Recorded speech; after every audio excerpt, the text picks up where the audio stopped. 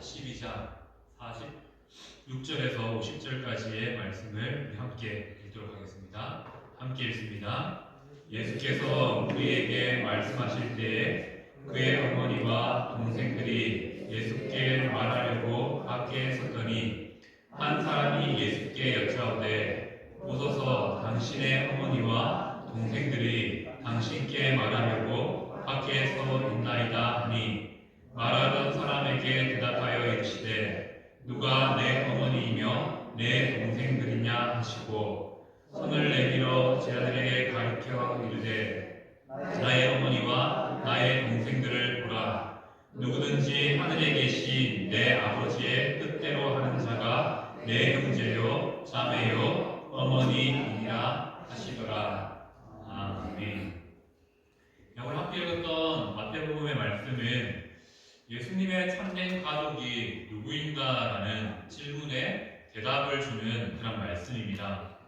오늘 말씀의 말미에 보면 누가 예수님의 진정한 가족이냐라고 했을 때 바로 하나님의 말씀대로 순종하는 자가 예수님의 참된 가족이다라고 말씀하고 있습니다. 우리 그 내용을 오늘 주어진 본문의 말씀을 통해서 함께 살펴보고자 합니다. 자, 46절 말씀을 보면 예수님께서 우리에게 말씀하고 계실 때 예수님의 육신의 어머니 마리아와 육신의 동생들이 찾아왔습니다. 예수님께 가족들이 무엇인가를 말하려고 했는지는 성경에서는 구체적으로 기록하지는 않습니다. 하지만 목적이 있었겠죠. 무엇인가가 목적이 있었기 때문에 예수님의 육신의 가족이 예수님을 찾아왔습니다. 이 말씀과 연관되는 다른 복음서의 말씀을 통해서 무슨 일 때문에 왔을지 짐작을 할 수 있습니다. 마가복음 3장 21절 말씀을 보면 이렇게 말씀하시죠. 예수의 친족들이 듣고 그를 붙들러 나오니 이는 그가 미쳤다 함이러라 라는 말씀이 있습니다. 예수님의 가족들이 예수님을 왜 찾아왔을까라고 짐작할 수 있는 것은 이겁니다. 아마 가족들이 예수님이 행하시는 일 가운데 예수님에게 나쁜 소리를 많이 들었던 것 같습니다. 우리가 말씀을 통해서 본 것처럼 혹자는 예수님을 향하여서 미쳤다라고 말하고요. 또 혹자는 귀신에 들렸다라고 말했습니다. 이러한 소리를 들은 가족들이 걱정되는 것이 당연하죠. 그리고 예수님은 육신의 가정에서 장남의 위치에 있지 않습니까? 가족을 책임져야 될 위치에 있다는 겁니다. 그렇기에 예수님의 가족이 어머니와 형제들이 예수님에 대한 소식을 들었을 때 걱정이 가득했던 것 같습니다.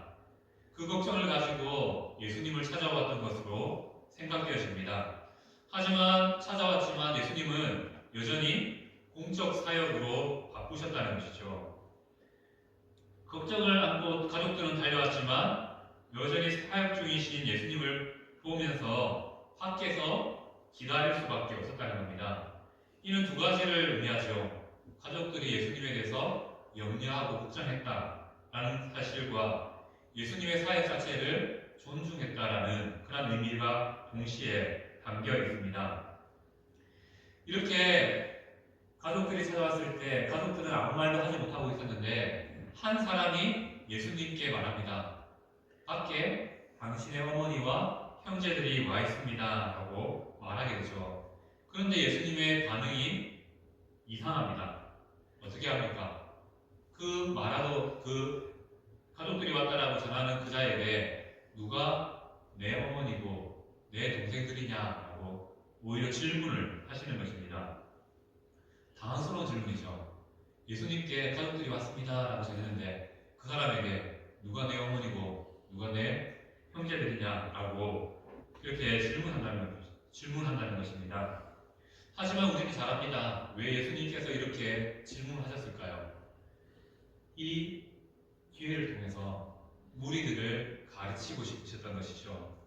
이 질문은 예수님께서 육신의 가족들을 거부하셨다, 반대하셨다, 그런 의미가 아니라는 건 너무나 잘 아실 겁니다. 이 질문은 주신 기회를 통해서 우리 무리들에게, 제자들에게 가르칠 사항을 잡았다는 것을 의미합니다.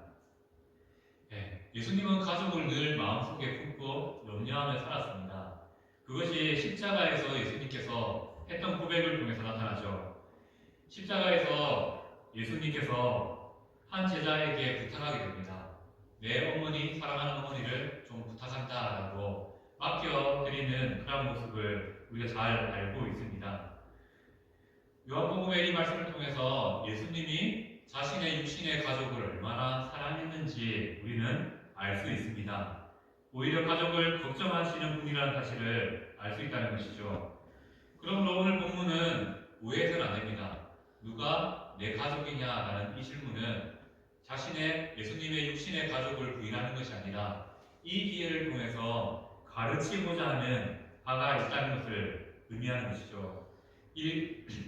예수님은 이 기회를 통해서 가르침의 기회를 잡았습니다. 그것이 바로 49절 말씀에서 우리가 알 수 있습니다. 예수님은 이 기회를 통해서 손을 내밀어 제자들에게 가르치면서 나의 어머니와 나의 동생들이다라고 말씀하십니다. 손을 내밀어서 말씀하신다는 것은 이 일을 강조한다라는 의미를 담고 있는 것이죠. 그래서 예수님의 진정한 어머니와 가족, 그의 동생들은 바로 예수님을 따라 살아가는 제자들이다라는 사실을 강조해서 말씀하고 있습니다. 이와 더불어 예수님은 이 가르침을 통해서 예수 안의 한 가족이라 말하는 이 한 가족의 정의를 새롭게 내려주시는 것이죠. 그리고 그 가족은 누가 될 수 있습니까? 50절 말씀을 보면 누구든지 하늘에 계신 내 아버지의 뜻대로 하는 자가 예수님의 진정한 가족이 된다라고 말씀합니다. 바로 예수님을 믿음으로 그 믿음을 따라 반응하는 자가 예수님의 가족이라는 것이죠. 예수님은 이 가족의 범위를 누구든지라는 단어를 사용함을 통해서 이 가족은 폐쇄적인 닫힌 가정이 아니라 누구에게나 열려있는 개방적인 가족이라는 것을 말합니다. 또한 하나님의 뜻대로 행한다는 것은 바로 예수님의 생애를 통해서 명확하게 드러나죠. 예수님은 하나님의 뜻대로 살아가셨습니다. 그렇게 십자가의 길을 걸으시고 죽음을 맞이하셨다는 것이죠. 예수님은 하나님의 뜻에 따라 순종하여 성육신과 십자가까지 그 길을 걸어가셨습니다. 예수님의 모든 생애가 어떻게 보면 하나님의 뜻에 순종하는 모습이었다는 것이죠. 그래서 이 마지막 말씀에 아버지의 뜻대로 하는 자가 내 형제여 자매라 라는 이 표현은 무엇을 의미하겠습니까?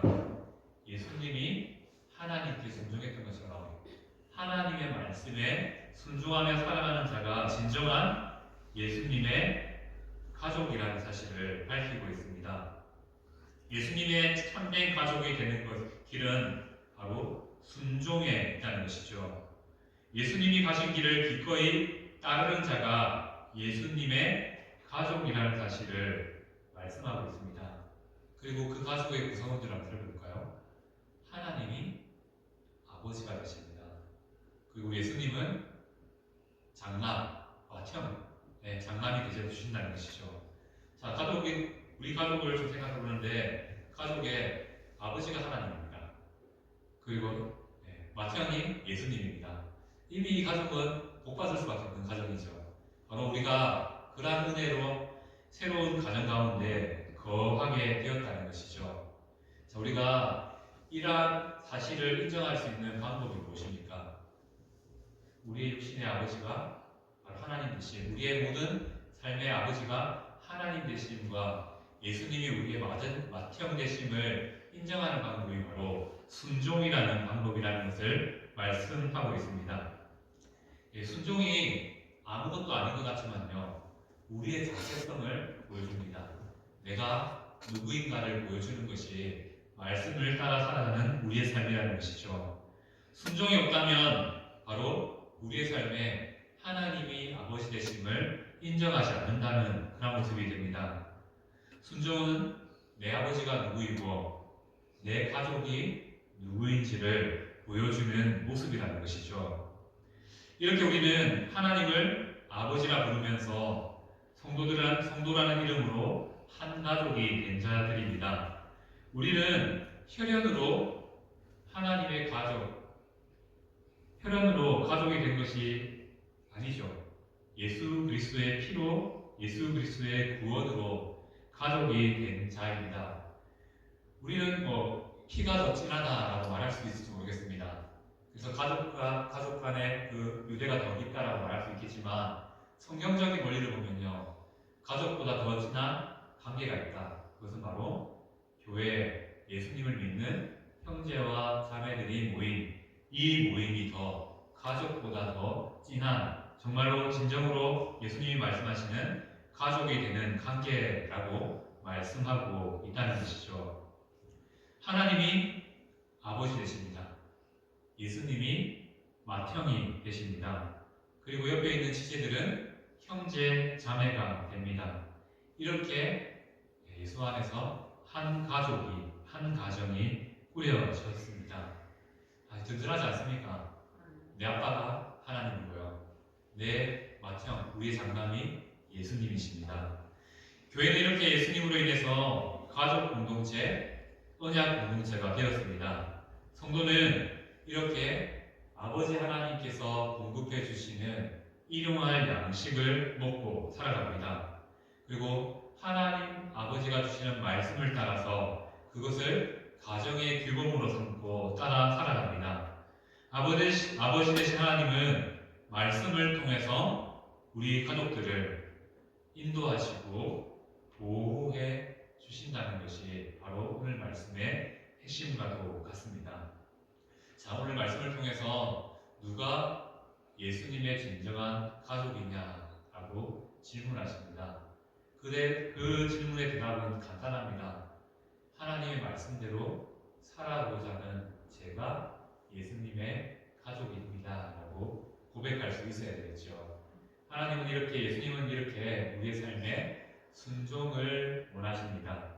또 그 순종을 통해서 우리가 남이 아니라 한 형제고 자매라는 사실을 말씀하고 있습니다. 이렇게 우리는 교회에 주어진 일들 하나하나를 함께 이루어갑니다. 그것이 무엇을 의미합니까? 우리가 남이 아니라 한 가족이라는 것을 의미합니다. 물론 가족끼리에도 오해가 있을 수 있고요, 또 가족끼리에도 좀 다툼이 일어날 수도 있는 것이 우리의 육신의 가족임을 잘 압니다. 마찬가지로 교회 가운데도 오해 있을 수 있고요, 여러 가지 문제들이 흔들 수도 있습니다. 하지만 피로 맺어진 그 가족이 싸워도 결국 다시 돌아가지 않습니까? 다시 또 의지할 수밖에 없고 다시 뭉쳐질 수밖에 없는 것처럼 예수님의 피로 하나 된 우리도 마찬가지라는 것이죠. 우리 가운데 여러 가지 일들이 있었지만 다시 예수님이 베푸신 그 은혜 때문에, 아버지 되신 하나님 때문에 다시 돌아와 서로를 위해서 살아갈 수밖에 없는 것이 교회, 우리의 신앙 공동체라는 것을 말씀하고 있습니다. 우리 이 사실을 기억하면서 우리가 형제 자매를 향하여서 더욱 격려하는 일에 힘썼으면 좋겠습니다. 그리고 우리의 필요를 채우시는 아버지가 계시다는 그 사실에 더 열심을 다해서 살아갈 수 있는 그러한 우리의 모습이 되었으면 좋겠고요. 우리가 예수님의 가족이라는 것이 나의 말씀 가운데 순종하는 모습을 통해서 나타난다는 사실도 함께 기억하는 성도님 되시기를 소망합니다. 아멘.